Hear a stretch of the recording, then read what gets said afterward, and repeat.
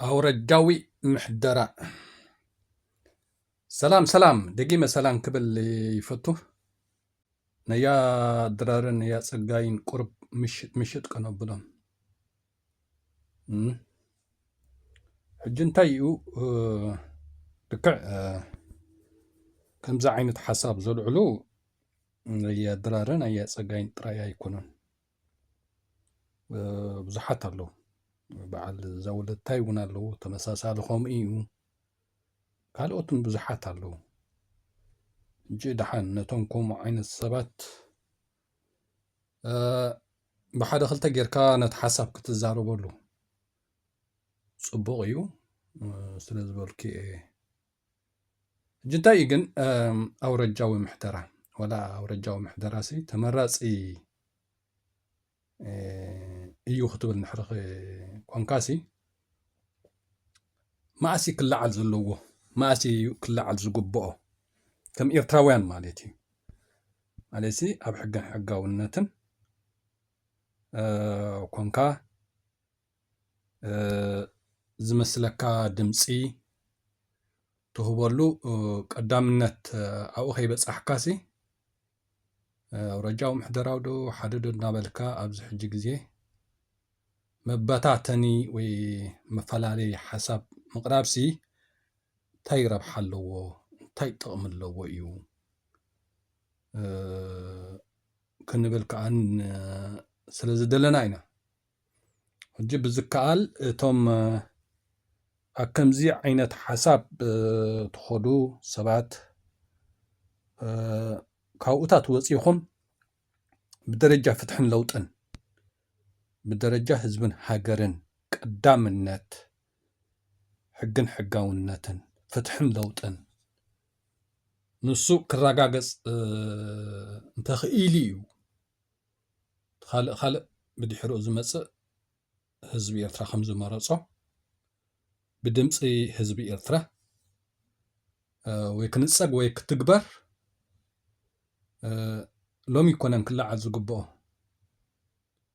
ኣብ ሕግን ሕጋውነትን ምስ በፃሕና ፍትሕን ለውጥን ምስ ተረጋገፀ ሽዑ ብዞባ ምሕደራ ድዩ ኻ ትመርፅ ብኣውረጃ ምሕደራ ድኻ ትመርፅ ወይ ካልእ ሓድሽ ድኻ ትመርፅ እቲ ፅባሕ ድሕሪ ፅባሕ ዝለዓልሲ ሎሚ ኣልዒልካዮሲ ክሳራ እምበር መኽሰብ የብሉን ከምዚ ዓይነት ሓሳባት ነዚ ደንበ ፍትሒ ሓደ ካብቲ ቀንዲ ሽግራት እዩ እጂ ሓደ እዚ በዓለያ ድራር በዓለያ ፀጋይ ካልኦት እውን ብዙሓት ዘለኹም ከም በዓል ዘውለታይ ንከምዚ ፈላላይ ሓሳብ ገዲፍኩም እቲ ደንበ ፍትሒ ብዝከኣል ብህዝብን ብሃገርን ኣብ ሓደ ዝተጠርነፈ ውዳበ ክፍጥር እንድሕተኻኢሉ እቲ ዝያዳ ዝበለፅን ዝሓሸን ስለዚ ኩልና ኣከምኡ ከነድህብ ተኣምበር እዚ ሎምስ እንታይ እሞ ማለት ኣብ ዓዲ ስደት ኮንካ ብኣውራጃ እየ ክመሓደር ዝደሊ ኢልካ ምዝራብ ይሕፍር እኮ እዩ ወላ እውን ክሕፍረካ እኮ እዩ ዝግብኦ ከም ህዝብን ከም ሃገርን ኣብ ሃገርካ ክትነብር ዕድል ዝሰኣንካ ህዝብሲ ኣብ ስደት ኮንካ ብኣውራጃ ዝመሓደር ዶ ሓደ ዶ ምባል ሓደ ዋ እዚዩ ማለት ስለምንታይም ከምኡ ዘልዕሉ ሎሚ ወይ ስለምንታይም ከምኡ ከልዕሉ ዝፀኒሖም ክሳብ ሕጂ ይገርመካ እንዲ ግን እንታይ እዩ ንኣብነት ኣድራርሲ ኣነ ዳርጋ ኣብ ብዙሕ ነገር ካብ ዝሰምዖ ነታ ኣውራጃ ኣሚንላ ብዛዕባ ጥራሕ ይሰርሕ ኣይፃረፍን ኣብ ካልእ እውን ኣይኣቱን ከምኡ እንተዝኾኑ እቶም ብኣውራጃ ኢና ንጥርናፍ ገለገለ ዝብልኮ ዋላ እውን ማለት ኣይምተፀልአን ሓደ ኣፊቱ ግን ብኣውራጃ ገለ እናበሉ ከለዉ ኣብቲ ካልእ ውዳቤታት ከይዶም ዝዘርጉ ዝበታትኑ ብምዃኖም እዩ ከዓ ሓደ ከዓኒ ካልኣይ ፀገም ዝገብሮ ዘሎ ማለት እዩ። በርታ ብኣውራጃ ድም ጥርናፈ ዝደልዩ ወላ እንታይ እዮም ዝደልዩ ናቶም ሚድያ ሒዞም ድዮም ናቶም ቻነል ሒዞም ድዮም በቃ ነታ ዝኣምኑላ ሓሳቦም ሰብ ክእምኑ እንተዝጉስግሱ በቃ ሰብ ይቆበሎም ዝኣመነሎም ይኸይድ እቲ ዘይኣመነሎም ከዓ ኣብቲ ዝኣምነሉ ስኢሉ ሰርሕ ይኽእል ማለት እዩ። ግን እንታይ እዩ ብፍላይ ኣብዚ ሕጂ ግዜ ኣየና ፀጋይ ብርሃነ በቃ ኣብዚ ሕጂ ግዜ ዘርእዮ ዘሎሲ ንዕኡ ፅቡቕ ዘይኮነ ዘረባታት ይዘረባሉ ማለት ኣነ ከም ዝመስለኒ ሕጂ ተዋዛያይ እዩ ሓደ እቲ ከምኡ ዓይነት ዋዛታት ገለገለ እንዳገበረ ኣብታ ኣውራጃ ኢሉ ዝኣምነላ ሰብ ይቆበሎ ኣይቆበሎ ኣብአን ጥራሕ እንተዝኸይድ ከማንሲ ድሓን ነይሩ ማለሲ ከም ሓቃን ሕጂ በቲ ኣውራጃ ኢሎም ዘልዕልዎ ወላ ብኡ ዘይፀልኦምሲ በቲ ዕላልዎም በቲ ሕክያ ገለገለ ዘልዕልዎ ዋዛታት ዘልዕልዎ ብዙሕ ሰብ ክፈትዎም ይርኢ ይሰምዕ ፀኒሐ ኣብዚ ቀረባ ግዜ ግን ኣያ ፀጋይ ኣብ ብዙሕ ነገር ስለ ዝኣቱ ዘሎ ብዙሕ ዘረባታት ይዛረብ ስለ ዘሎ በቃ ብዙሕ ውርደት የጋጥሞ ኣሎ ማለት እዩ። ሕጂ ማለት ስኻሲ ተዝኣመንካላ መጀመርታ ኣብ ተዝኣመንካላ ሰብ ይቀበላ ኣይቀበላ ተዝኣመንካላ ሰብ ይስማዓካ ኣይስማዓካ ኣብኣ ክትኮን ኣለካ ማለት ካብኣ ንድሕሪ ወፂኻ ከዓኒ ብዙሕ ኣስተውዒልካ ምዝራብሲ የድሊ እዩ። ሓደ ብዝቕርብ ግዜ ሕጂ ብዙሕ ወላ ኣነ እውን ዘረባ ምስ ሰማዕኮሲ እንታይ እዩ ዝብል ዘሎ ገለ ኢሉ ዘደንፅወኒ ነገር ባሕርኻ ዝሓተካ እኮ ጓልካ ከም ዝሓተተካ እኳ እዩ እንታይ ፀገም ኣለዎ ገለ ኢሉ ክዛረብ ፀኒሑ ከምኡ ዓይነት ተመሳሳልሲ ብዙሕ ነገር ጌጋ ዘረባ ይዛረባሉ ዘሎም ግዜ ማለት እቲ ኣውረጃዊ ምሕደራ ገለ ዝብሎ ነበረ ወላ ሰብ ኣይቆበሎሲ በቲ ዋዛታት ከዓነይ ተፈታውነት ነይርዎም ኣፀጋይ በኹም በቲ ዘቕርቡ ዝነበረ ዋዛታት ይፍቶ ነይሩ። ኣያድራር ከዓነይ በቲ ሓፈሻዊ ዘቕርቦ ትምህርቲ ፍልጠት ናይ ታሪክ ናይ ገለገለ ብእሱ ብዙሕ ፅቡቕ ነገር ኣለዎም ወላ እቲ ኣውረጃዊ ዘልዕልዎ ሰባይ ቆበሎ በቲ ኣያድራር ኣብ ታሪክ ኣልዒሉ ዝሓሸ ርድኢት ዘለዎ ዘቕርቦ ኣፀጋይ ከዓ በቲ ዋዛታት መስሓቅ ዘቕርቦ በዚ ክልተ ነገራትሲ ወላ ነቲ ኣውራጃዊ ዘልዕልዎ ሰብኣይ ቆበሎ ኣይፍተዎ ግን በቲ ካልእ ከዓንሲ ብዙሕ ሰብ ዝፈትዎም ሲ ነይሩ። ኣብዚ ሕጂ ግዜ ግን ኣፀጋይ ብዙሕ ነገር ኣብ ልዕሊኡ ማለትሲ ከምቲ ቀደም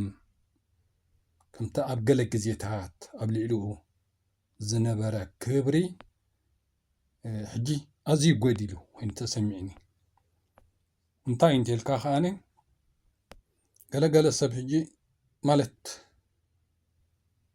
እቲ ተፈታውነት ብደቂ ሰባት ዘፅድፎም ኣሎ ገሊኦም ከዓ ዕቁቦ ማለት እዩ ገሊኦም ዕቁቦ ምስ ደቂ ሰባት ዘቀራርቦም ባህርታቶም የለልይዎ ፈልጥዎ ይዕቁብዎ ማለት እዩ ገሊኦም ካነ በቃ ብቕቢሉ بقبلهم تصدفوا مالتي جاء أصدق هجي صديفو أبز حجي جزي هجي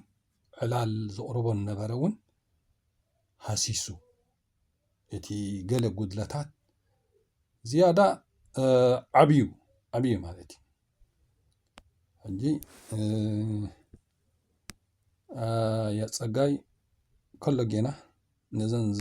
أبز قرب جزي زكايدان زل طبعات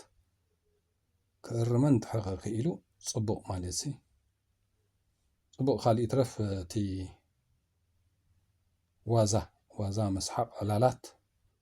أنا هجي أبتي كلمة هجي زقرب زنبري لاي مسحق مالت دق الشغدو حددن داولي مسحق نورمال زقرب نبرسي فوتوني رقم حق مالتي أبز حجي جزي أجن بفلا أبزي جلوبال زم بلانسي جلز بحالو قلقلي بدحرو زناي أب حمل زل علو هجي انتايو كم حكي أزيو صبو ناتو نقرستو بس هلو خالي يترفسي بقى مسحق تعيب نقر مالتي كم دي جوكر يبقى هجي تعيب نقرسي ولا كومو عينتي مسحق وزاتات قلقلي ندا قبر خمان سنتي أورجا قلز بلوسي تحسب كمان ولا نتي أورجاو محدرة دقيفو زي كونه نتي وزا علال سحق سمع قلي خمان سسب أبتي حاسبو من مدوبو مسيكب زينا بجيس جنتايو توانا نقرقن زم أورجا حدا تبلو كم أيا درار يا صقاي كالوتوين بعد زولتاي بزحت كان بعل أفوركي تقول زفلالي نقر قديفكم بقى اتي فتحن لوطن مالت قدامنت كسرح كمزلو ابتي فتحن لوطن ابتي حبيركا مسراح كل دلاي فتحي زحش مقرراب كفتر كمزلو مسراح كلنا قوم نحرخنا أمن كيلنا دحرك أول حنت أنا جسي كم حكي أو رجاوي محدرة قالي أي قبلاني حدا أنا ناي مجزأتي بجزأتات قالي زقون نجر أي قبلون كم إرتراويان بق حزبي إرتراسي ناي جزار سوالاتي قدناتات بجزأتي أسماء زوع بقى يرى اللوجو كله بسبب تاريخ أبوتات ديتات إرتراويان كله نجر بقى كم أخونا لو إلي زأمن بجيكو زي أورجاوكو فيدراليزم محدرايو بقى همزنا على إثيوبيا كل العفار كل التجراي كل الأمحرة كل الأورمو كم مالتي كم أخوان تعينة الشجر أو حدا حجر كاني تعني الشجر يفتر كان أبزحت حجرات نوريا زلنا أقلين بتصبوا ينبرالو مالتي فلا بعل إيروباتات قلسي بقى تمع بالي تنقحس لزلو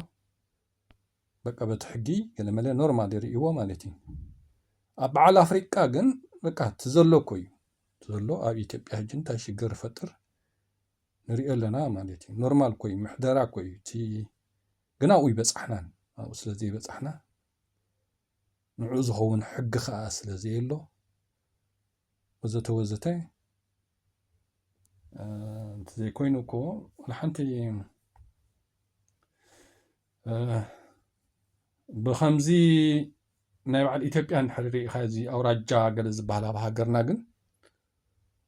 أنا أجمع هجون كمز مثلاً بزعبه هم تزاربين يري أبزي ناتي channel زورتكو فيديو يهولين جن جن أمنت كمزي تجارون أمحارون مالتي نناتهم بقى ዘለዎም ማለት እዩ ኣብታ ክልሎም ኩሉ ነገር ማለት እዩ ኣብ ኤርትራ ከዓ ኣውራጃ ከምኣ ማለት እዩ ከምታ ፌደራሊዝም ወይ ብክልል ሳ ማለት እያ እታ ኣውራጃ ሕጂ ኣብ ኤርትራ ከማ ኮይናሲ በቃ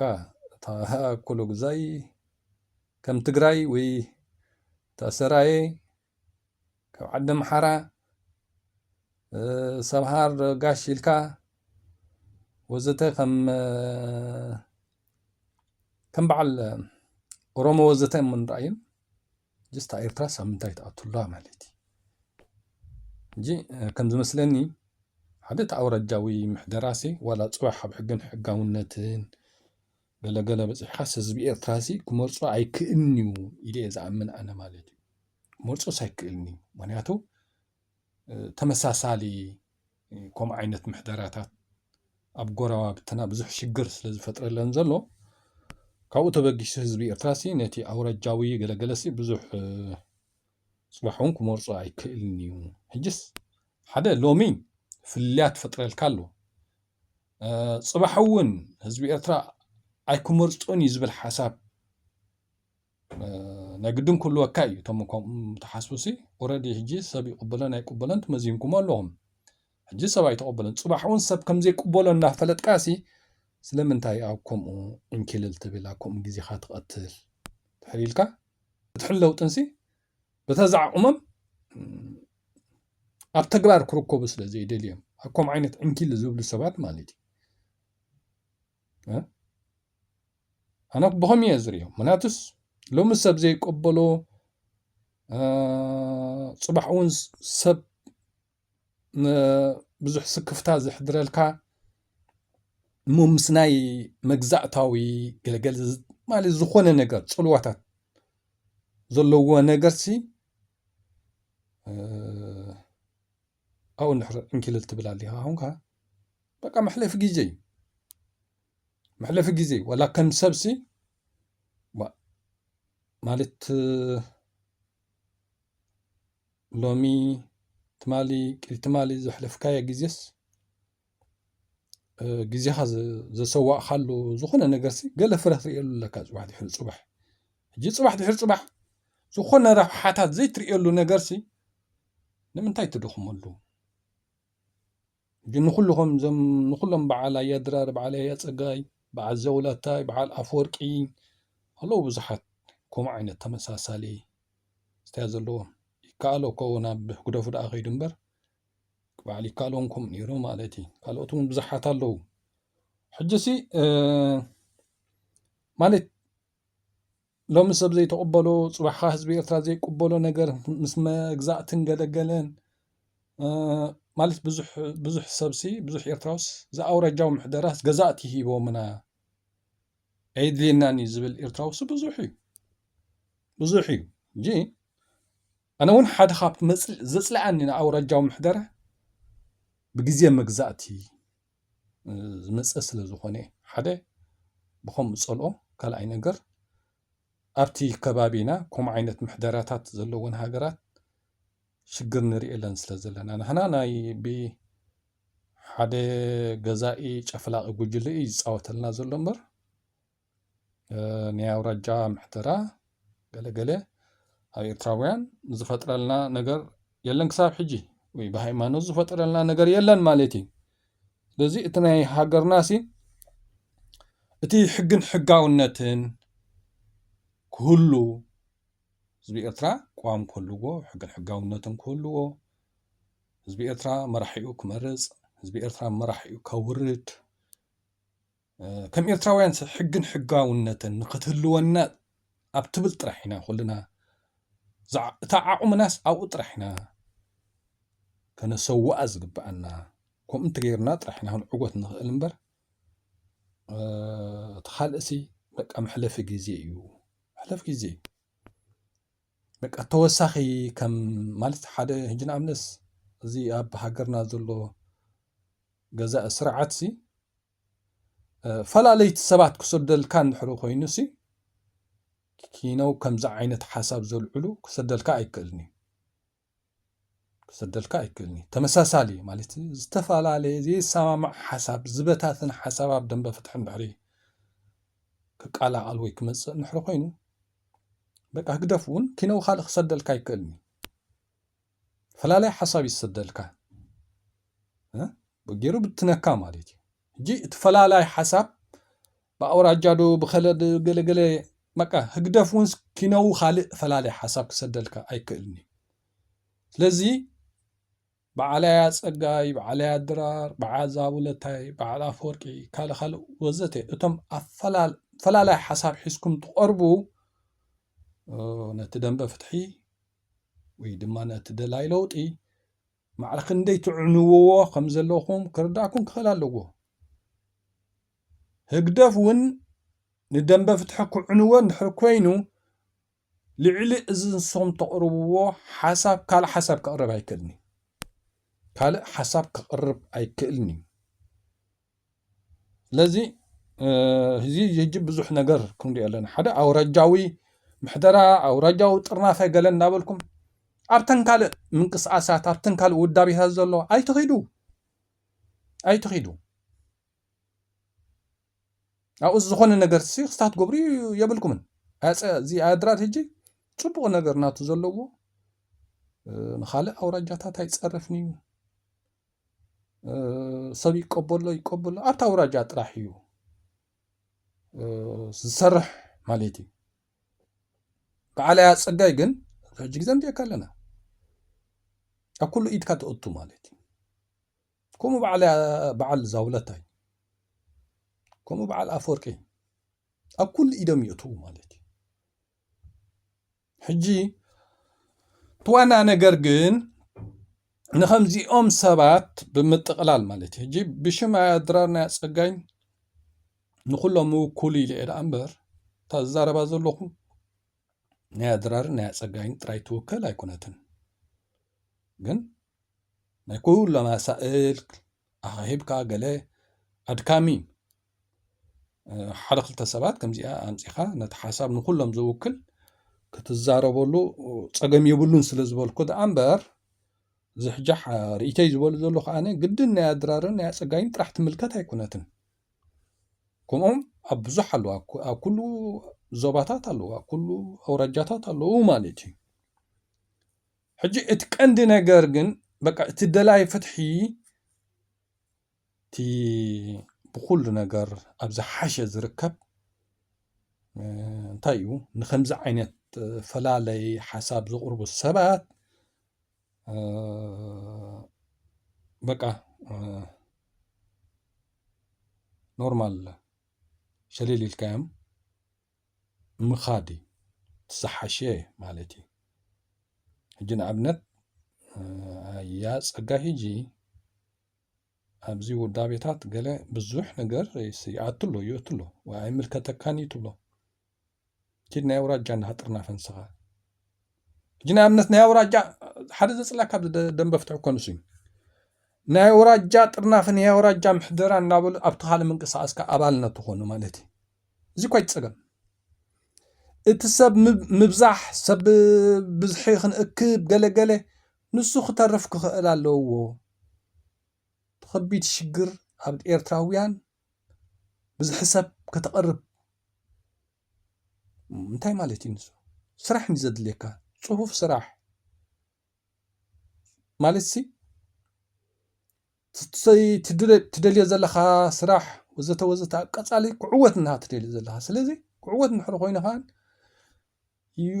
በቃ ዋላ ይወሓዱ ኣብኡ ፅሁፋት ኣባላት ወይ ውዳቤ ክትፈጠር ትክእል ኣለካ ከምዚ ናይ በዓል ፀጋይ ግን በቲ ሓደ ኣውራጃዊ ጥርናፈ ኣውራጃዊ ውዳቤ ኣውራጃዊ ገለ ዝብሉ ማለት እዩ ኣውራጃዊ ምሕደራ ዝብሉ ማለት እዩ ሽዑ ኣብቲ ምንቅስቃስ ወይ ኣብቲ ጥርናፈ ካልእ ውዳቤታት ካ እንድሕሪ ትእትዎም ኮንካ ይዕንዉኻ ምክንያቱ ዋላ ንተንኮል ኢሎም ዘይኮኑ ታና ናይ ኣውራጃና ትብል በብቁርባ ኣብ ሓንጎሎም ስለ ዘላ ኣብቲ ካልእ ጥርናፈ ብሃገር ደረጃ ትሰርሖ ዘለኻ يسدكمي ولا نخون إلهم زي كونسي بقى يسدكمي نسخة بحجر بحنت هاجر بحد هزبي إرتران دحاسب كخلقها سمكا يسدكم ود خبابي إذا ودي ورا داي كوايو سمكا مخبلوه تساقم كوين يسمعمني تساقم كوين يسمعمني هجي كوم عينت فلليات كالكاسي بقى هجيب على تساقاي كدنا يوراجا طرنافو يوراجا ودابن يوراجا محدارة سلسونك أبقى هنا كال وداب كيتعطو أبقى خونا خاطو بلا زلكا سب يسمع أيو أي يسمع أيو بقى بر أبكال ودابي أكال طرنافه كأتو أي قبامن كومو بعل زاولة تايون بقى كابتي ناي عددو أوراجاتات كوموتات كايوصو أبكال طرنافن ودابن كتأتوهم يبلكان جيت دنبا فتحي سم إكاب طرح زي كوني أو كم زنا قرات تصافي فوق الصراحة نحرق إلو مالت ندات معارخ إلي بعلى تسقاي كوجي بخوم نحر حيسكا يوم بقى أبتي زولوا سب مسعانو صعوبة مسعانو تنتن بلا ما يشعو بقى قد فينا عينا إلا أبتي خالق تقنافن وداويتاتن كأتو خولي مالتي دحرو أتي أفلالاي حسب نحسسه إن كاب كل خنار حقه كرحق نحرك إلو بقى تي ودابيتات تطرنافتات دري تفتحي كاب جزي ناب جزي قلطيفو زحاشة لو تخمسي يخئلي حجي تقندي نجر حجي بعليات سقاي أبزو خونه ودابين طرنافة أبالنت كأتو أي قبامني أبتا أورجاو محتران تليم كمز مثلا أبال برجين حمدون أو أبالنتون لما يتبرجين حمد يقلي يستمزقبه قلي متى كومي مثلني سقاي جي كم أبال برجين حمدو نا أبالنت مليون تلي مالتي أبتنا برجين حمد نجي أبالنت زي ملؤ كم معبل ترح زخدو علو أكمو خيد خيلي كمتي أبالنت أبتازلوا كتما ويعدي ويهاجر أبالنت مليء كم أبال نحري تمزجبو كم أبال نحري زقبو أزخفل نتليو جيجا أبدن بفتح الجنسي كم عرار زلو أنا جزيم أزي الحنت زخبرام سباتيم مالسي أجاي بتي زغربو حكياتات قال أزي أزفتوه جي زاربو زلو زربهات كن لكع بزح حساب أيتقبلن أنا من زارسي بزح زربهات السماع كله الرمس لزلو يا خاني مايسي ولا نتعورات جاء المحضرات سبا يقبلوا بتي وازا قال مسحة قال سب بهم أون بزح فوت وام سبس لزلو تقايون أي أدرارون كم تقولنا نفلتو زيو ناي تاريخ فلوت اللو بزح نجر مالتي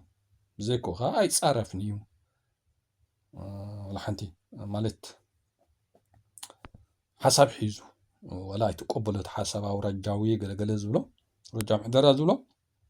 قلنا خالق أو رجا صريفو بين خالق السبات